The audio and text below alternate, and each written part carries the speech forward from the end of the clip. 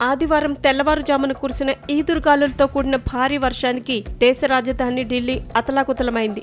వేసవి తాపం నుంచి ఈ వర్షం కొంత ఉపశమనం కలిగించినప్పటికీ నగరంలో జనజీవనాన్ని అస్తవ్యస్తం చేసింది. పలుచోట్ల రోడ్లపై నీరు నిలిచిపోయింది. పలు విమాన సర్వీసులకు అంతరాయం ఏర్పడింది. ఇందిరాగాంధీ అంతర్జాతీయ విమానాశ్రయంలో బలమైన ఈదురుగాలులు, కుండపోత వర్షం కారణంగా 100కు పైగా విమాన సర్వీసులపై ప్రభావం పడింది.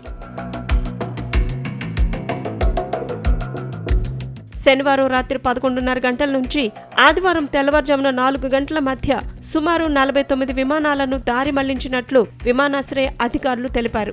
రాత్రిపూట ఏర్పడిన అంతరాయాల వల్ల విమాన కార్యకలాపాలు ఇంకా ప్రభావితం అవుతున్నాయని ఢిల్లీ విమానాశ్రయం తాజాగా విడుదల చేసిన ప్రకటనలో పేర్కొంది.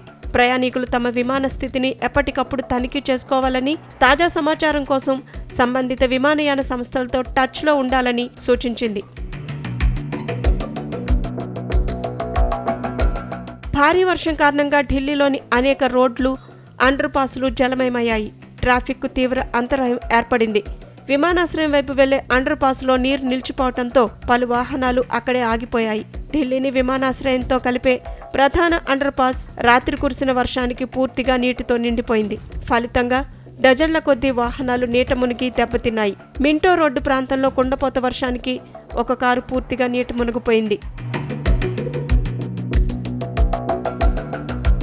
భారత వాతావరణ శాఖ తాజా సమాచారం ప్రకారం శనివారం అర్ధరాత్రి 2 గంటలకు సఫ్దర్జంగ్ విమానాశ్రయం వద్ద గరిష్టంగా గంటకు 82 కిలోమీటర్ల వేగంతో గాలులు వీచాయి. ఆ తర్వాత ప్రగతి మైదాన్లో గంటకు 76 కిలోమీటర్ల వేగంతో గాలులు నమోదయ్యాయి.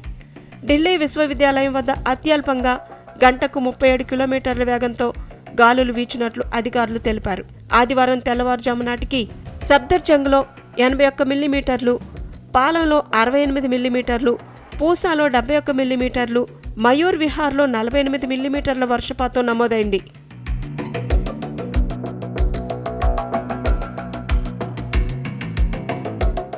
నగరంలోని అనేక ఇతర ప్రాంతాల్లో 5 నుంచి 8 సెంటీమీటర్ల వర్షపాతం నమోదైంది. ఢిల్లీ, దాని పరిసర రాష్ట్రాల్లో ధూళి తుఫాను, ఆ తర్వాత ఉరుములు మెరుపులతో కూడిన వర్షం కురుస్తుందని, గంటకు 60 నుంచి 100 కిలోమీటర్ల వేగంతో గాలులు వీస్తాయని భారత వాతావరణ శాఖ శనివారమే అంచనా వేసింది. వాతావరణ శాఖ అంచనాలకు అనుగుణంగానే పరిస్థితులు నెలకొన్నాయి.